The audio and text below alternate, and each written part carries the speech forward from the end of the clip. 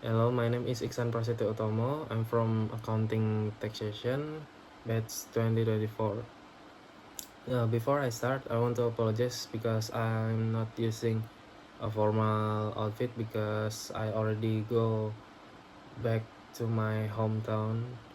And then for this final exam of international tax, I choose question number 2, which is discuss applied transfer pricing and profit attribution, focusing on arm's length testing and royalty evaluation and DEMPE analysis.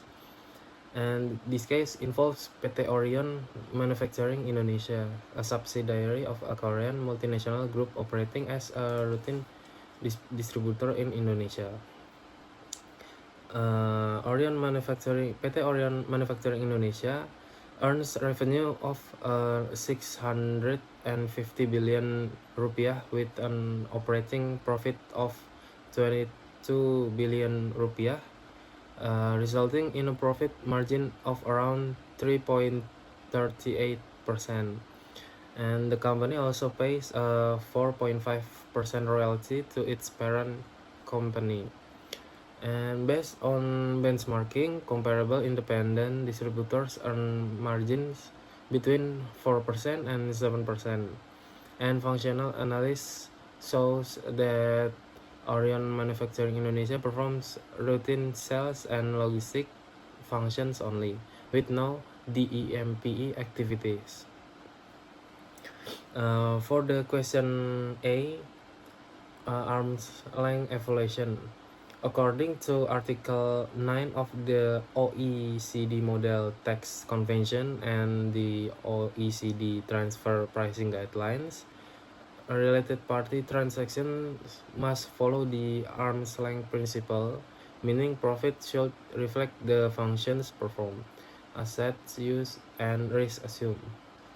And the OMI's profit margin of 3.38% is below the Iowa bound of the TNMM benchmark range of 4% to 7%. As a routine distributor with limited risk, OMI should earn a stable return within that range. Therefore, OMI's current profit margin is not arm's length. Next question B, profit adjustment calculation. So it's to determine the minimum adjustment. I calculate the operating profit at the lower bound of 4%. 4% of 650 billion rupiah is 26 billion rupiah. Since OMI only earn 22 billion rupiah, the minimum adjustment required is 4 billion to reach arm length profitability. And then for the question number C, question C, royalty and DEMP analysis.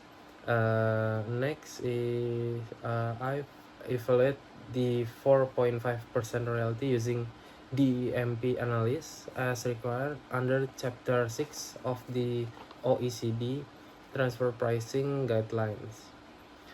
So the DEMP refers to the functions of developing, enhancing, maintaining, protecting, and exploiting intangibles.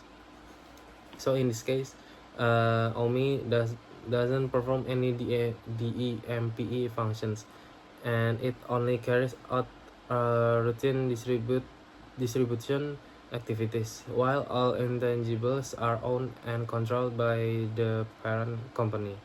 Although royalty payments are allowed in principle, the royalty must not reduce the distributor's profit below arm's length level, since the 4.5% royalty causes OMI's margin to fall below the benchmark range, and the royalty is economically excessive and not arm's length. And then question D, tax authority adjustment and Article 9(2). The Indonesian Tax Authority may respond by increasing OMI's taxable income or disallowing part of the royalty expense under Article 9 number 1. And this just this adjustment could lead to economic double taxation.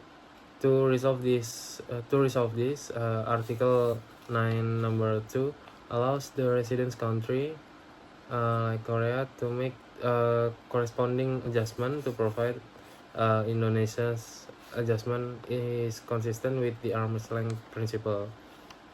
And then for the question E, transfer pricing documentation. So under the Indonesian regulation, particularly PMK nomor 213 garis miring PMK 03 garis miring 2016, OMI must prepare transfer pricing documentation. This includes a master file and then local file and then country by country report. The local file is especially important as it documents the FAR analysis, TNMM benchmarking, and royalty justification. So in conclusion, OMI is a routine distributor that should earn profits within the arm's length range. Its current profit margin and royalty structures expose the company to transfer pricing adjustment risk in Indonesia. That's all from me, and thank you.